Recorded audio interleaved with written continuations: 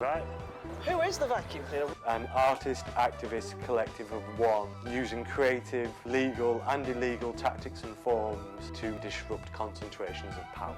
I was cycling to the A&E to get my medication, and there was a police station outside the hospital, and as I was cycling past it, I just saw the word lies, lies, lies, like flashing at me. So that kind of stuck in my head, and so I thought I would change the police station signs. The moral of that story is really check it's closed before you vandalise a police station, because one of them wasn't and it was close. And the same thing with the Starbucks thing, that came in a kind of moment of like seeing this thing, and then initially I just changed the cups, the paper cups, and just used to give them to people. And then a few people would message me back and say, like, now every time I see a Starbucks logo, I see the words fuck off, and I was like, oh, that's interesting. So that was just a question of upping the scale as I got more confident about doing things.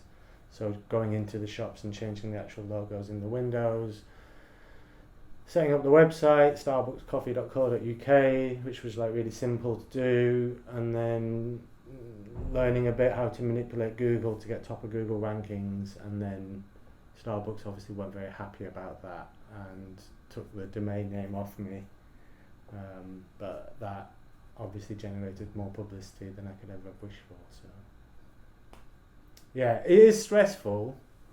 It is like super stressful being done by Starbucks, but you just need to get an understanding of the law so you know where you are, and then it's fine, because then you go, the worst that's going to happen is I'll have to pay a fine or whatever. Yeah. Is there anybody in that station? Yeah. I just wondered, you're not going to stick anything on me? No, mate. Caught red-handed. I thought it was closed. Oh dear. I don't identify as an activist. I do activism, because that's not the whole of what I am or what I do.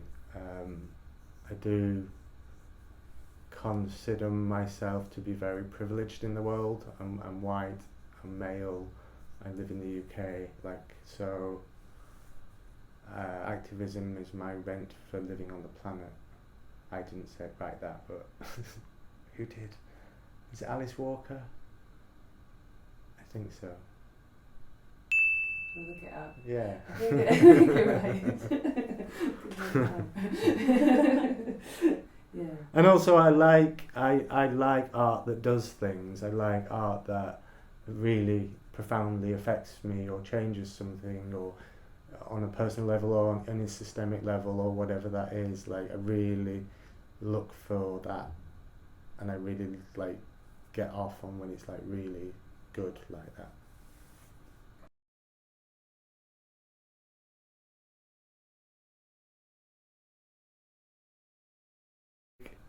Six months before I started working on that, I was in a hospital and had nowhere to live, so things were really hardcore.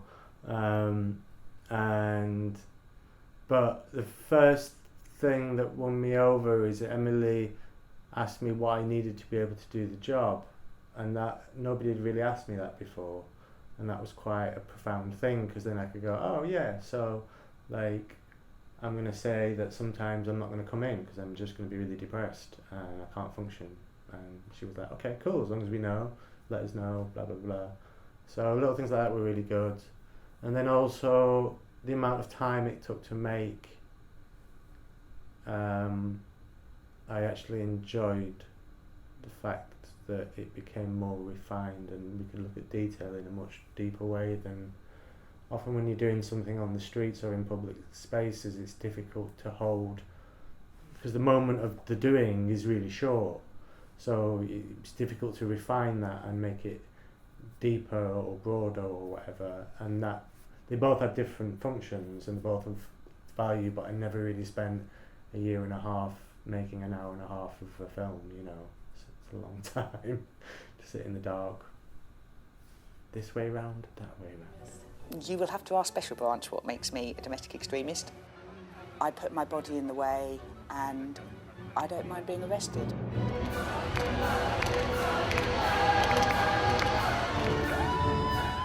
When you really put your heart in something, when you have to force yourself to do it, even when you don't want to, when you're tired, when it'd be easier to give up than carry on, but you carry on your fight to the last and then you're dragged away in handcuffs. I just felt the whole power of the system, of the state, of the laws that go back to the English Revolution and Cromwell's time and the enclosures. These are the same laws they're using to throw us off and stop us protesting.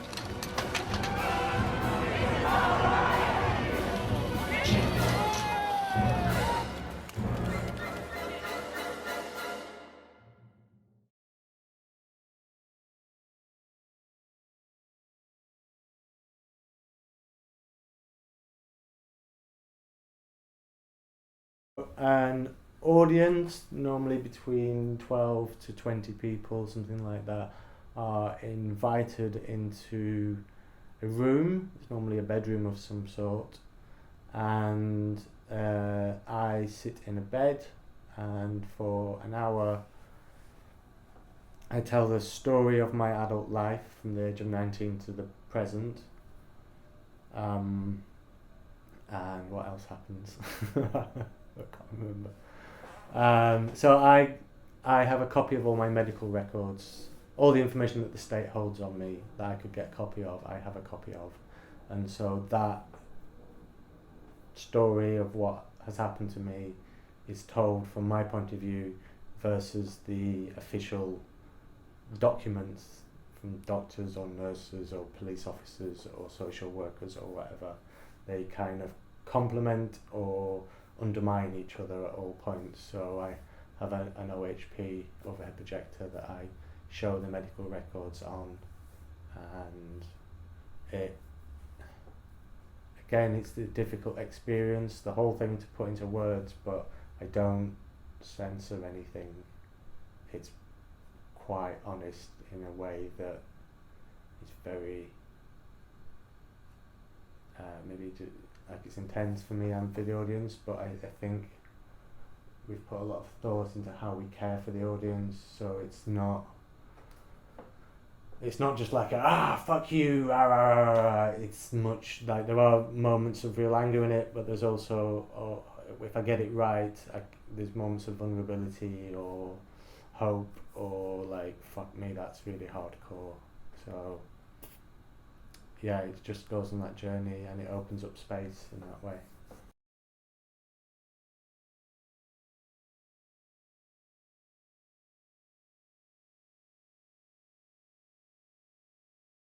Mad Love, a designer asylum, as a basic idea, is to rethink how spaces and environments that are used to support people that are distressed with their mind.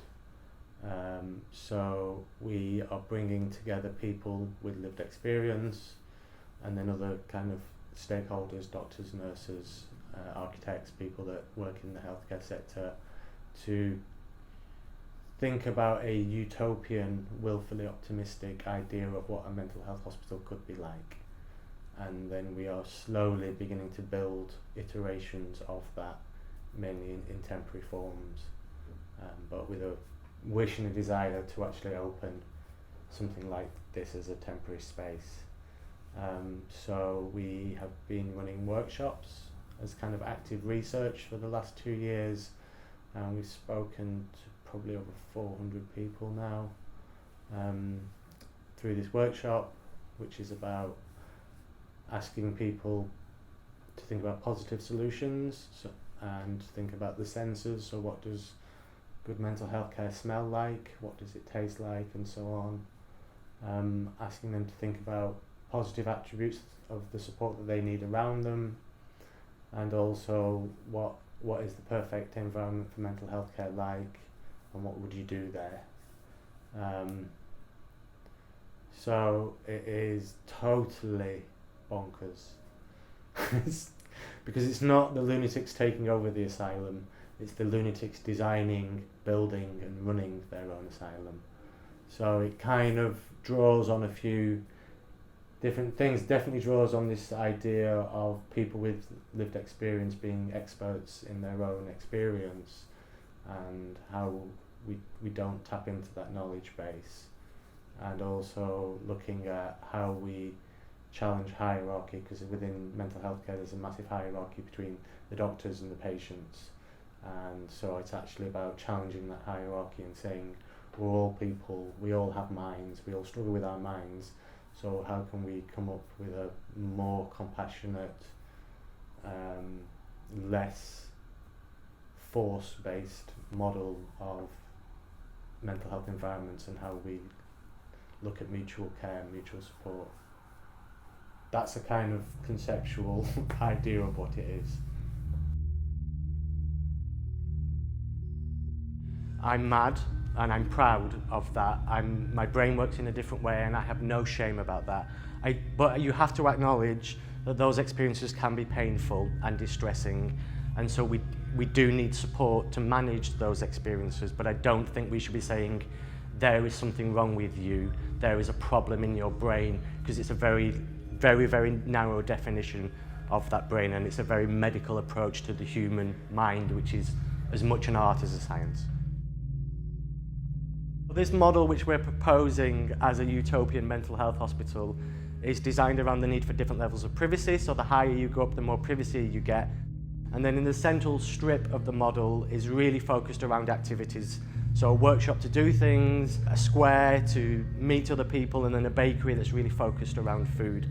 But it's really giving people the chance to be active rather than bored, which is what happens in a lot of hospitals.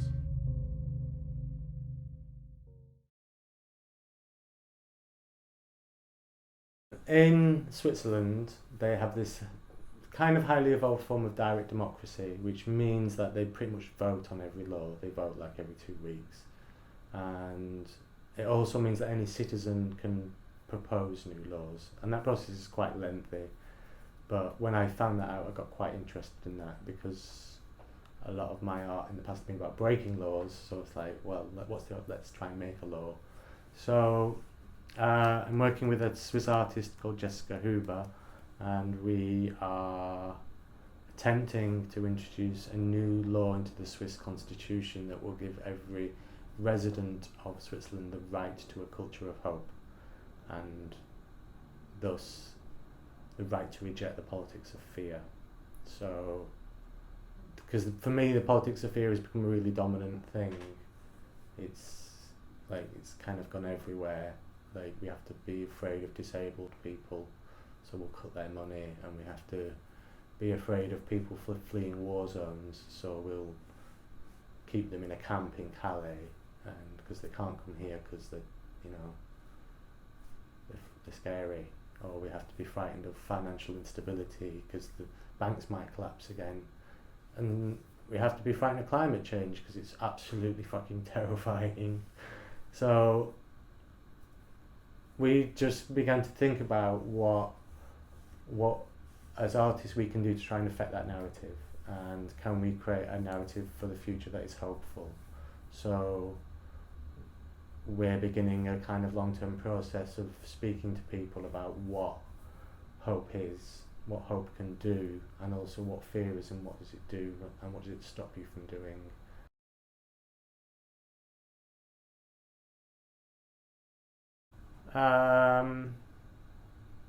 Well, it can change everything from how we understand things on a very profound level. It can change whole cultural and social norms, and so make things change in a more positive way, or stop something from happening that's negative. It can break down hierarchy and stigma and taboos. It can make you profoundly connect with another human being or a group of human beings in ways that you wouldn't even be able to describe, but you all know when you're in that space or that room or whatever that something is really special that's happening. And it can give you hope as well. Like, when things are really difficult, it can totally wrap around you and like hold you and allow you to experience very painful things in much more productive ways. And it can make you laugh.